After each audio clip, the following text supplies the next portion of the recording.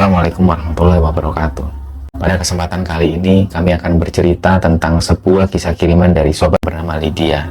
Lydia ini domisili di Kediri, Jawa Timur. Jadi ceritanya Lydia ini 4 bersaudara dan perempuan semua.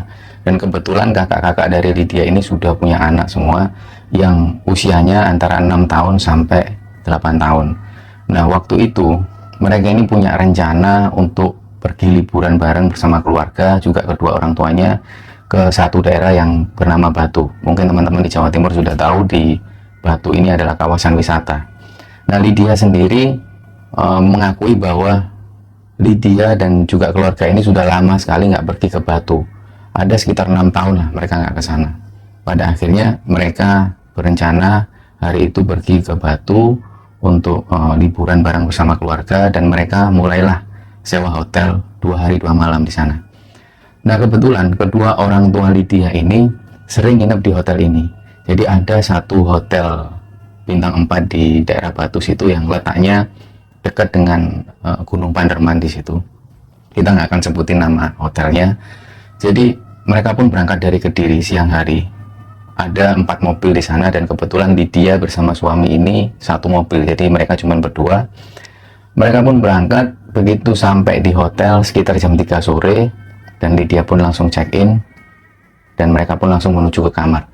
Jadi total ada 5 kamar yang disewa oleh Lydia dan keluarga ini.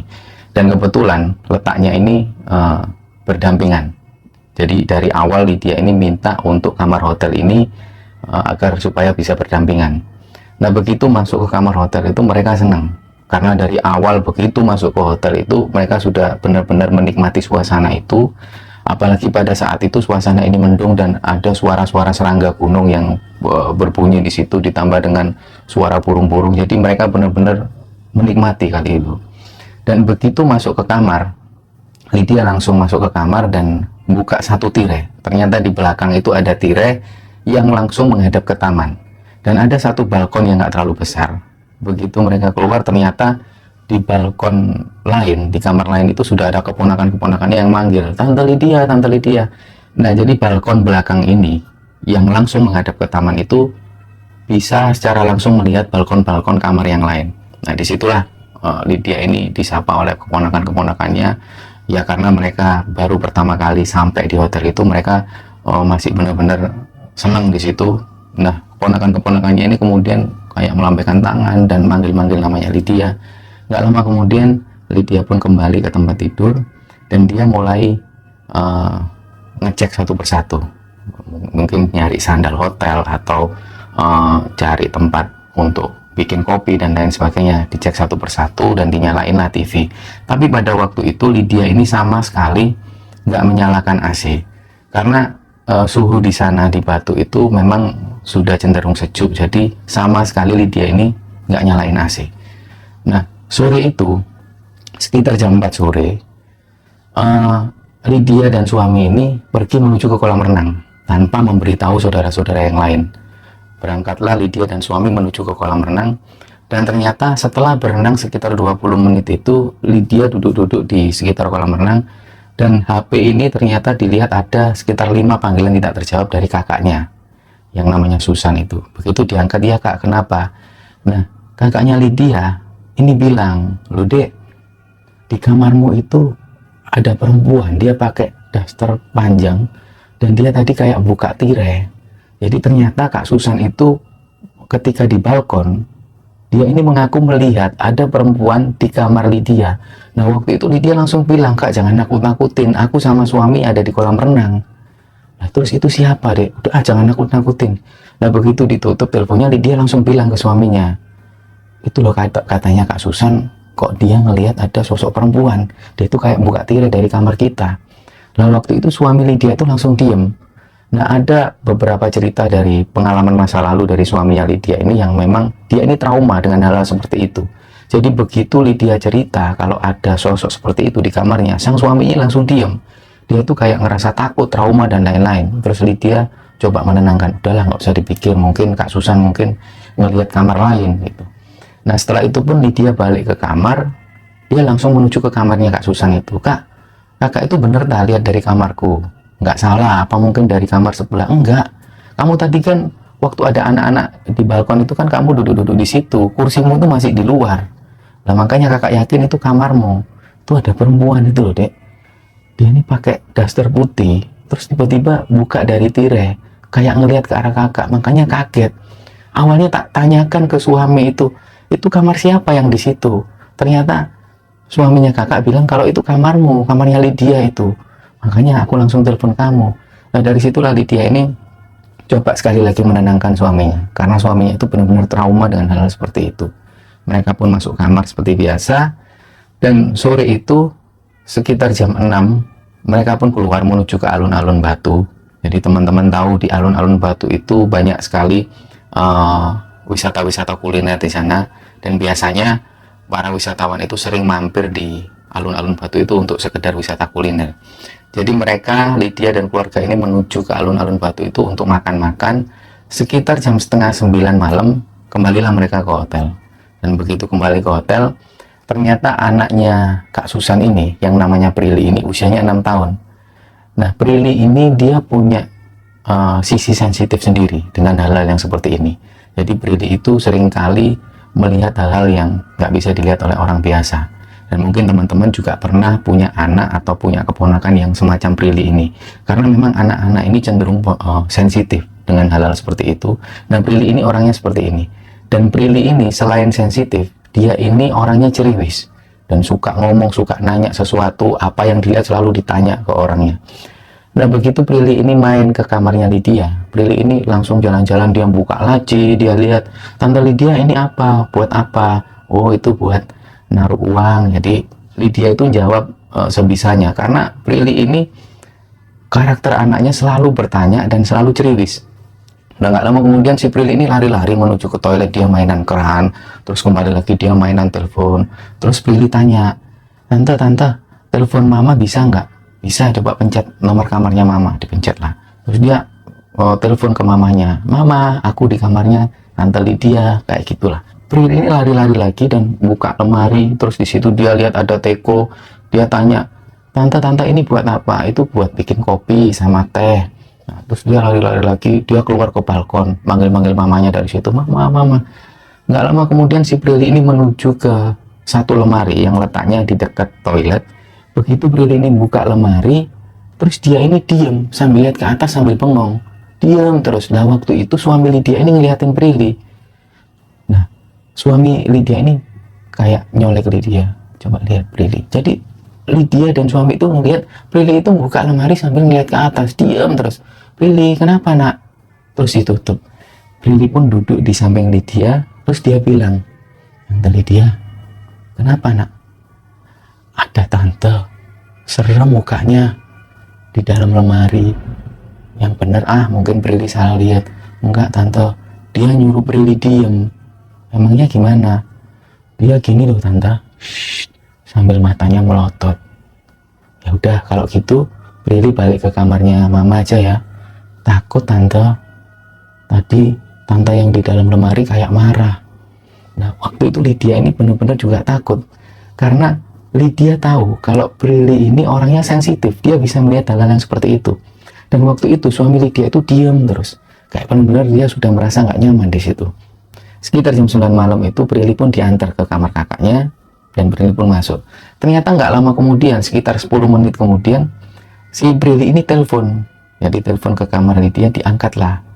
Halo. Nah terus si Prilly bilang, halo Tante Lydia, aku sudah di kamar mama.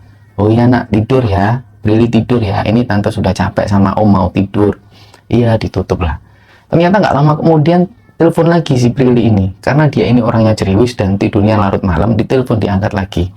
Nah waktu itu si Lydia ini denger kalau mamanya Prilly itu sudah bilang, udah nak, udah ditutup, Tante Lydia udah capek mau tidur.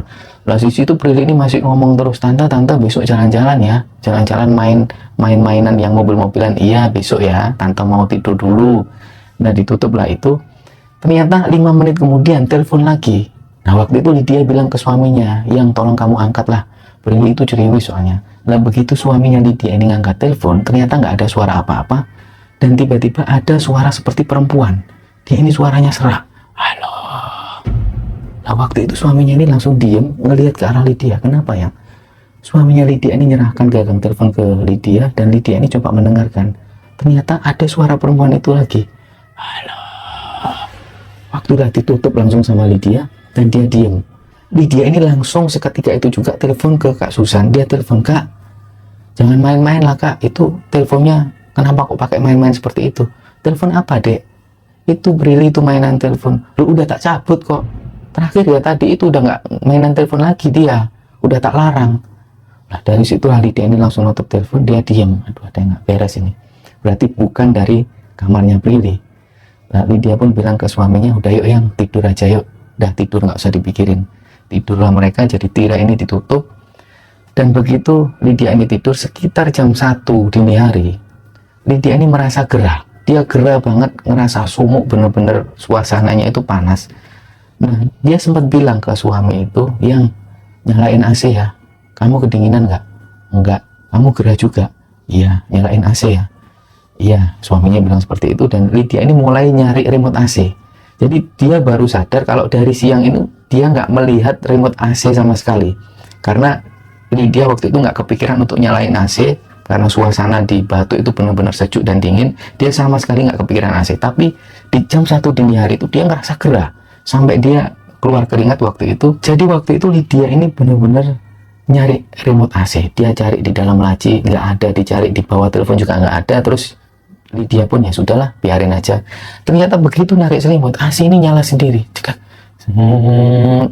Nah pada saat itulah Lydia ini langsung tiba-tiba bilang, "Oh ya sudah, terima kasih ya."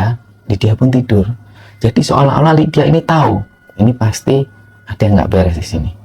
Nah pagi harinya dicarilah remote AC itu. Dia minta tolong ke suaminya, "Yang tolong cariin remote AC." "Loh, kamu kan yang kemarin nyariin AC kok nggak tahu remote AC-nya?" "Nggak, udah nanti tak ceritain." Sudah minta tolong cari remote AC-nya, dicarilah. Ternyata remote AC ini ada di dalam laci, persis di bawah TV.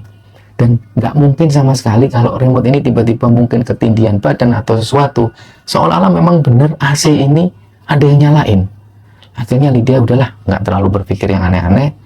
Pagi itu mereka sarapan bareng-bareng menuju ke restoran. Sekitar jam 8 pagi mereka sarapan bareng. Setelah sarapan mereka pun ngobrol-ngobrol. Nah anak-anak kecil ini, keponakan-keponakan Lydia ini main-main di sekitar situ. Jadi mereka lari-larian. Ada yang sampai lari menuju ke pintu masuk restoran. Nah karena orang tuanya ini sama-sama ngobrol, jadi mereka nggak memperhatikan anak-anaknya. Setelah sarapan, mereka pun berencana kembali ke hotel. Begitu kembali ke hotel, di depan pintu restoran itu keponakan Lydia itu ada di sana. Jadi lagi main-main, ternyata si Prilly ini nggak ada di situ. Lah mulailah tanya mamanya, "Loh Prilly mana Kak?" "Nggak tahu." "Loh Prilly mana? Main kemana?" "Nggak tahu, tadi kayaknya lari ke sana." Mulailah panik ini, semua panik. Dia cari kemana Prilly ini, dicari ke lobi nggak ada, sampai dicari ke tempat-tempat permainan anak-anak juga nggak ada. Akhirnya mereka pun buru-buru menuju ke kamar, dan ternyata ketika mau sampai ke kamar, Lydia itu ngelihat Prilly itu berdiri persis di depan kamar Lydia. Jadi Prilly itu berdiri seperti biasa sambil mandang ke arah pintu. "Prilly, Dek Prilly kenapa? Kamu kenapa kok di sini tiba-tiba?" Nah Prilly itu diam. "Itu tadi ada tante." Udah yuk, ayo masuk yuk."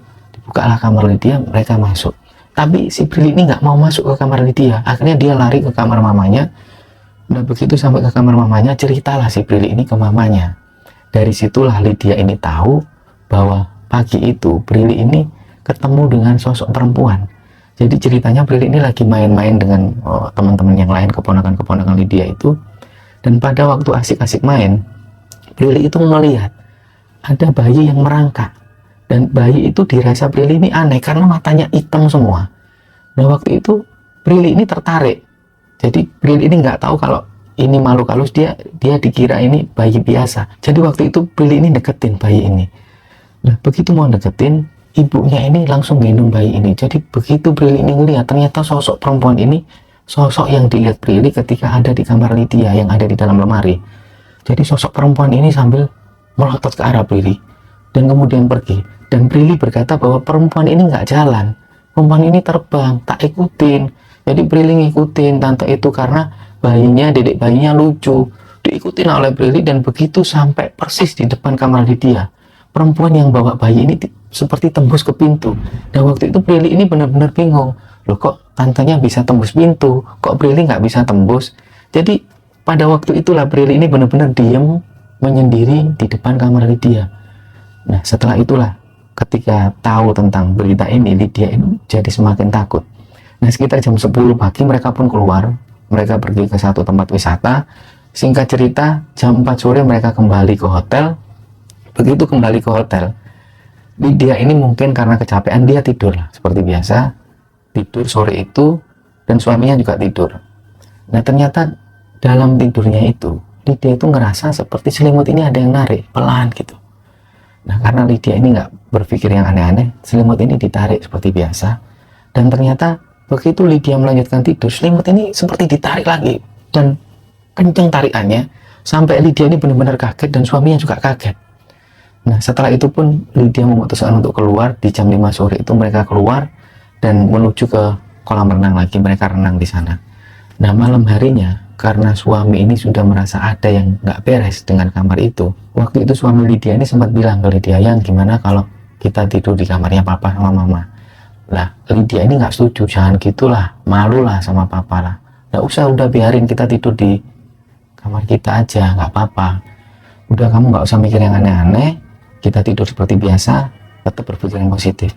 Nah akhirnya jam 8 malam mereka pun tidur karena mungkin kecapean, mereka tidur. Dan ternyata kakak-kakaknya Lydia ini ternyata sudah tidur semua di jam 8 malam itu. Ketika Lydia ini tidur, sekitar jam 11 malam, Lydia ini dengar ada yang ngetuk dari luar. Jadi di arah balkon itu ada kaca yang besar, itu ada yang ngetuk. Tak, tak, tak, tak. Nah di situ Lydia ini mulai agak takut. Dia mulai merapat ke suaminya, dan ternyata suaminya ini belum tidur. Waktu itu Lydia bilang ke suaminya, yang ya udah, gak usah didengerin lah. Ternyata nggak lama kemudian ada lagi suara tak tak tak tak. Jadi kaca ini benar-benar kayak ada yang ngetuk. Nah, waktu itu Lydia ini benar-benar merasa takut banget. Dan ternyata nggak lama setelah itu TV ini nyala sendiri. Dan waktu itu volume TV ini benar-benar kenceng. Jadi benar-benar kaget waktu itu Lydia dan bingung nyari remote TV ini di mana. Dan begitu ketemu langsung dimatiin. Dan nggak lama kemudian TV ini nyala lagi dengan volume yang kencang seperti itu. Dan saking keselnya Lydia ini narik kabel itu supaya TV ini nggak nyala lagi. Dan seketika itu juga Lydia kembali melanjutkan tidur. Belum lama tidur, Lydia ini dengar kayak ada suara perempuan di balkon itu. Suaranya itu antara nangis dan kayak bersenandung, jadi nggak jelas.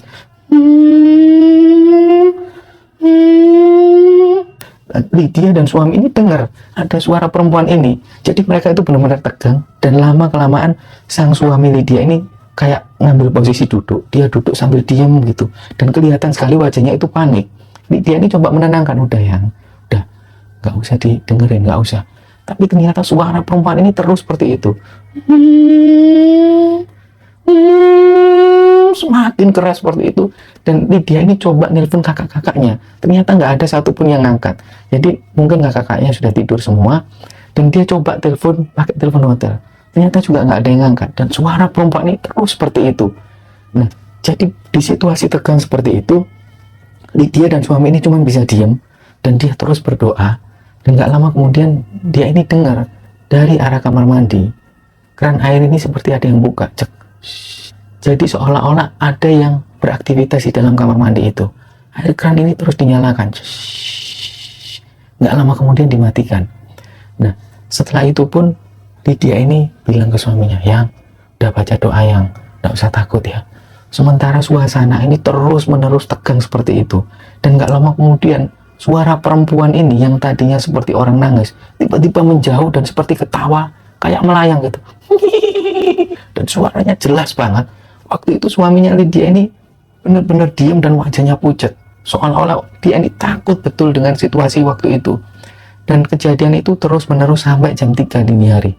Dan ketika jam 3 itu suasana ini semakin tegang. Jadi kaca jendela itu ada yang ngetuk lagi, tak tak tak tak. Dibiarin lah oleh Lydia. Jadi antara jam 11 malam sampai jam 3 dini hari, Lydia dan suami ini benar-benar nggak bisa tidur. Dan puncak-puncaknya jam 3 dini hari itu, suara kaca ini ada yang ngedok, tak tak tak tak tak. Nggak lama kemudian pindah di pintu depan, dok dok dok dok dok. Dibiarin terus. Jadi nggak ada satupun yang berani melihat. Dibiarin suasana seperti itu terus sampai sekitar jam 4 ketika adzan subuh ini berkumandang, gangguan-gangguan ini menghilang dengan sendirinya. Sekitar jam 5 pagi barulah Lydia dan suami ini bisa tidur dengan nyenyak. Karena waktu itu tirai ini dibuka dan mulai sudah ada sinar matahari, Lydia dan suami baru bisa tidur saat itu. Nah, pagi harinya dengan keadaan yang masih ngantuk, keluarganya ini ngajak untuk makan ke restoran. Dan dengan kondisi yang masih ngantuk sekitar jam 8 pagi itu, Lydia dan suami menuju ke restoran. Dia makan seperti biasa, belum cerita ke keluarganya. Ternyata ada satu kakak dari Lydia yang namanya Hani itu, dia cerita ternyata malam itu dia ini juga dengar ada suara perempuan yang nangis. Dari kejauhan mereka ini dengar kayak ada suara perempuan yang nangis. Waktu itu Lydia ini cerita ke keluarganya, iya sebenarnya kami itu semalam digangguin banyak, yang TV nyala sendiri, ada yang ngetuk jendela, ada yang ngetuk pintu, sampai jam 4 pagi itu baru gangguan itu selesai. Dan sebenarnya kami ini baru bisa tidur jam 5 pagi tadi. Lah, semua yang dengar cerita dari Lydia itu benar-benar kaget juga. Kok bisa kayak gitu sih, Dek? Nggak tahu lah. Udahlah, kita check out aja lah habis ini. Katanya mau jalan-jalan. Ya, jam 10 pagi itu mereka pun check out. Mereka jalan-jalan ke tempat wisata yang ada di Batu. Sampai sekitar jam 4 sore mereka pulang, kembali ke Kediri. Dan sesampainya di jalan itu, kebetulan mereka ini melewati satu hutan. Pada waktu sampai di hutan itu, suasana ini sudah mulai gelap. Jadi pada waktu suasana mulai gelap itu, Lydia ini mulai mencium bau bangkai yang benar-benar menyengat. Dan waktu itu Lydia ngeliat ke arah suaminya itu juga kayak gini, dia ngomong ke Lydia, kok kayak bau bangkai yang? Iya, udah yuk berhenti dulu yuk. Dan sebelum mereka ini minggir ke arah jalan, Lydia itu melihat dari spion, sosok perempuan itu duduk di belakang sambil gendong anaknya, dan seolah-olah melotot ke arah cermin itu. Nah, waktu itulah Lydia ini langsung menutup kaca spion itu, dan seketika itu mereka ini minggir di jalan, dan bau bangkai itu benar-benar tercium jelas, sampai mereka ini buka pintu dan muntah-muntah di pinggir jalan. Nah, karena beberapa keluarga yang melihat mobil Lydia ini minggir di jalan, mereka pun berhenti juga dan tanya, kenapa kok muntah-muntah? Iya, dari mobil tadi bau bangkai banget yang busuk. Jadi benar-benar saking nggak enaknya baunya kami ini sampai muntah. Nah, waktu itu keluarga ini juga bingung bau apa. Dicek lah mobil itu, dicek satu persatu mobilnya Lydia ini dicek, ternyata nggak ada satupun bangkai. Dan salah satu keluarga dari Lydia yang ngecek mobil Lydia itu sama sekali nggak mencium bau busuk. Nah, setelah itu pun Lydia kembali masuk ke mobil, mereka pun melanjutkan perjalanan. Dan nggak lama kemudian, masih ada di hutan itu, Lydia ini tiba-tiba ngerasa seolah-olah pengen melihat ke arah belakang. Waktu itu Lydia ini coba noleh pelan, dan di sudut mata itu benar-benar Lydia ini ngelihat sosok perempuan yang gendong bayi sambil diem dan ngelihat ke arah depan. Nah, setelah itu pun Lydia ini diem, nggak ngomong satupun ke suaminya. Suaminya pun nggak curiga sama sekali, dia tetap melaju. Jadi sepanjang perjalanan sampai masuk di kota Kediri itu, si perempuan ini terus duduk di situ. Ternyata begitu sampai di rumah, si kakaknya ini yang namanya Susan ini, mamanya Prilly ini cerita, Dek, tadi waktu di mobil, si Prilly itu cerita apa kak? Dia tanya gini, Mama, tante yang di hotel itu, yang bawa bayi itu, ikut di mobilnya Tante Lydia ya? Nah, waktu itu aku tuh kaget. Makanya begitu tak lihat ke mobilmu nggak ada siapa-siapa, tapi Prilly itu bilang kayak gitu. Itu loh Ma, tantenya duduk di kursi belakang di mobilnya Tante Lydia. Nah, hal inilah yang kemudian dikonfirmasi sama Lydia. Iya kok kak, aku itu sebenarnya yang bau bangkai itu sebelum melihat sosok perempuan itu. Aku sama suami itu bau bangkai yang benar-benar busuk. Dan waktu aku noleh ternyata ada sosok perempuan itu. Dan begitu selesai, pas waktu kami naik mobil itu, perempuan ini duduk terus di situ. Tapi aku nggak bilang ke suamiku, karena aku takut dia ini malah kepikiran. Sampai masuk di kota Kediri itu, perempuan ini masih duduk di situ dan nggak lama kemudian ngilang. Nah, Susan itu kakaknya yang dengar cerita dari Lydia, dan seolah-olah membenarkan apa yang dikatakan Prilly itu anaknya. Nah, cerita inilah yang kemudian dibagikan Lydia. Lydia bercerita kejadian ini pernah terjadi di tahun 2016 di Kota Batu, Jawa Timur. Semoga kisah ini bisa diambil hikmah oleh teman-teman semua. Mohon maaf kalau ada salah-salah kata. Wassalamualaikum warahmatullahi wabarakatuh.